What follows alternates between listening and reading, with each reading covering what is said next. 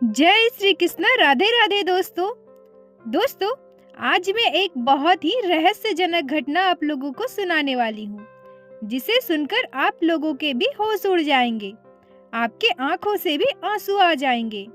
आशा करती हूँ प्रत्येक दिन की तरह आज की यह लीला कथा भी आप लोगों को बहुत अच्छी लगेगी।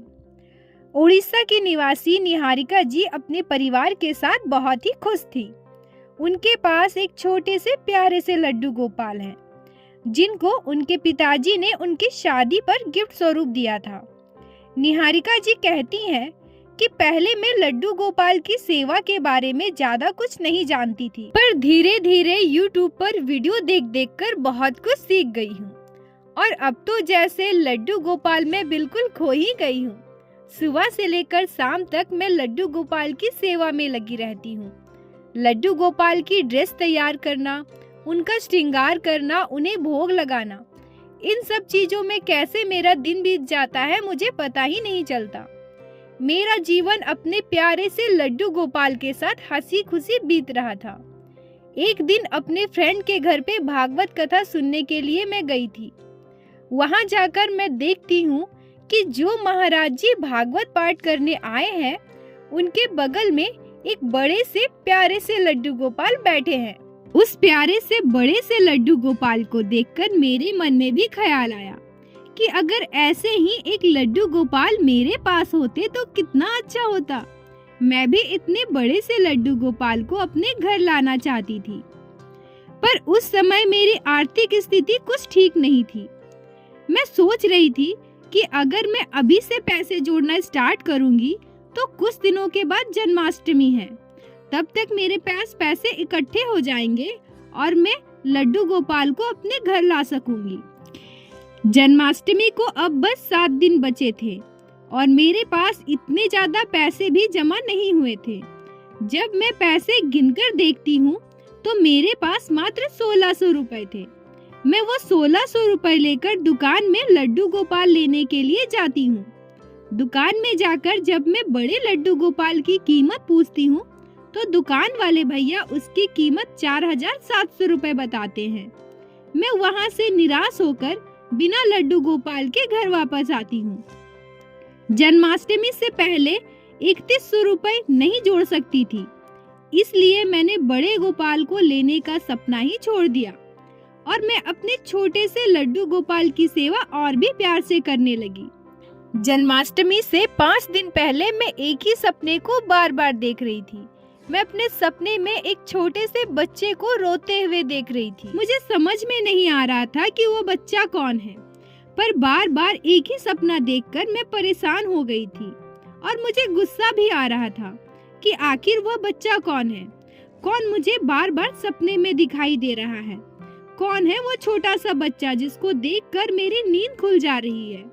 मुझे अच्छे से नींद नहीं हो रही है।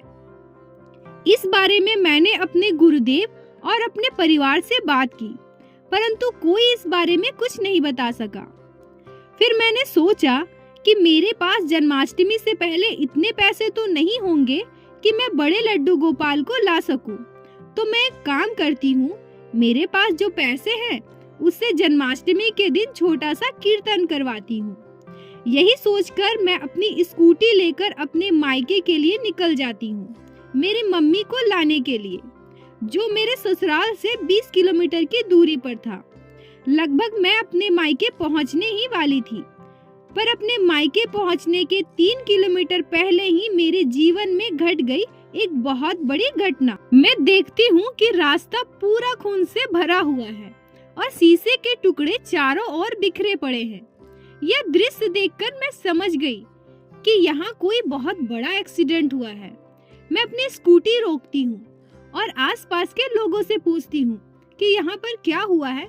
वो बताते हैं कि यहाँ एक बहुत बड़ा दुर्घटना घट गया है, जिसमें पूरे परिवार के लोग खत्म हो गए हैं। एक्सीडेंट इतना बड़ा था कि उम्मीद नहीं है कि उनमें से कोई भी बच सकता है।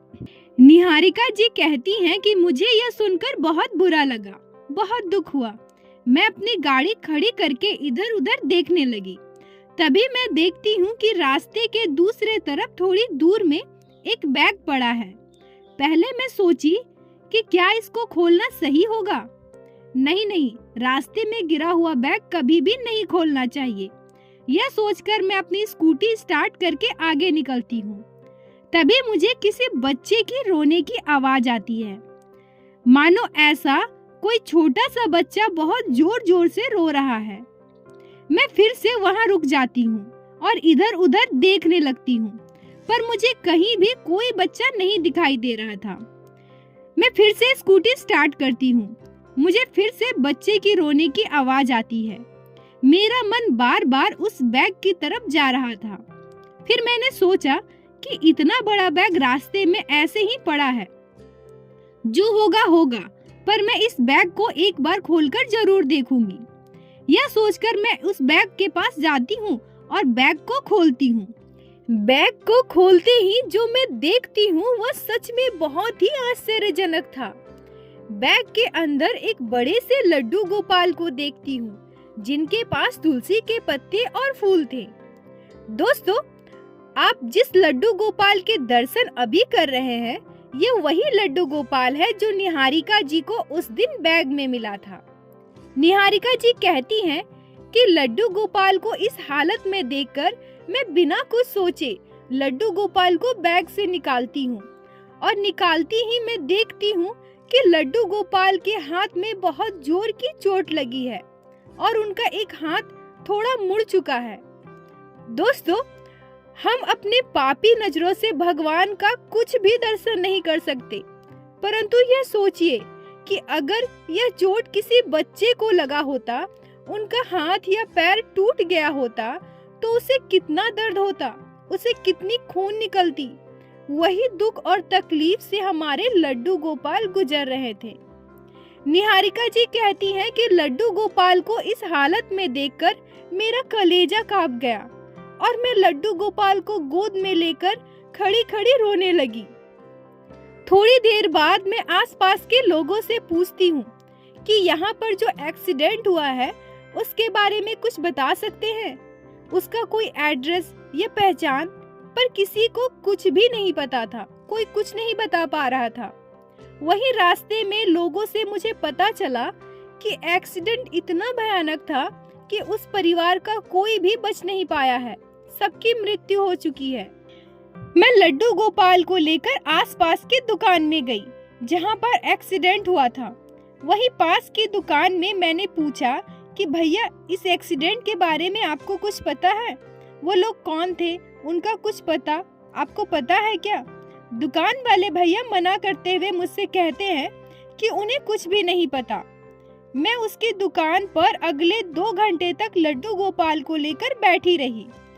जिसके लड्डू गोपाल होंगे, अगर वो ढूंढते हुए आए। 2 घंटे बाद भी जब कोई नहीं आया तो मैंने अपना फोन नंबर और दुकान वाले भैया को दे दिया और कहा कि भैया, अगर कोई लड्डू गोपाल को ढूंढते हुए आए तो आप मुझे इस नंबर पर कॉल कर देना। लड्डू गोपाल को लेकर मैं अपने घर जाती हूँ। गोपाल की सेवा बहुत ही प्यार से करने लगती हूँ। लड्डू गोपाल का एक हाथ जो मुड़ चुका था, मैं उसको ठीक करवाने के लिए दुकान में लेकर गई। तो दुकान वाले भैया ने कहा कि इनके हाथ को ठीक करने के लिए हीट देना पड़ेगा। मुझे पता है कि लड्डू गोपाल में प्राण होते हैं। मैं अपने लल्ला को, अपने प्रभु को और तकलीफ नहीं देना चाहती। मैं ऐसा कैसे कर सकती हूँ? इसलिए मैं लड्डू गोपाल को लेकर वापस अपने घर आ गई और इसी तरह बिना कुछ सोचे लड्डू गोपाल की सेवा बहुत ही प्यार से करने लगी। मेरे घर में पहले से ही एक छोटे से बाल गोपाल हैं और अब एक बड़े से गोपाल आ गए। दोनों मेरे जिगर के टुकड़े हैं, दोनों मेरे राज दुलारे हैं, दोनों मेरे आंखों के तारे हैं। अब 2 साल हो गए पर कोई भी लड्डू गोपाल को ढूंढते हुए नहीं आया, ना ही मुझे कभी किसी का कॉल आया। दोस्तों, सच में भगवान कब और कैसे हमारे साथ लीला करेंगे यह हम सोच भी नहीं सकते। निहारिका जी के पास आने के लिए लड्डू गोपाल ने कितना दुख झेला, उनको कितना दुख झेलना पड़ा, पर लड्डू गोपाल अपने भक्त निहारिका जी के पास आ ही गए। भगवान सब कुछ देख सकते हैं, पर एक भक्त के आंखों में आंसू कभी भी बर्दाश्त नहीं कर सकते। जब हम अपने निष्पाप मन से भगवान को याद करेंगे तो भगवान हमारी बात जरूर सुनेंगे। बहुत सारे ऐसे भी लोग हैं जो सोचते हैं कि क्या मूर्ति लीला कर सकती है, क्या सच में ऐसा होता है? तो यहाँ पे मैं आप लोगों को एक बात बताना चाहूंगी कि जब आपके मन में भगवान के लिए सच्ची भक्ति होगी, सच्चा प्रेम होगा, तो भगवान आपके साथ लीला अवश्य करेंगे। दोस्तों, भरोसे में तो दुनिया कायम है। तर्क वितर्क करने से हमें कुछ भी हासिल नहीं होगा।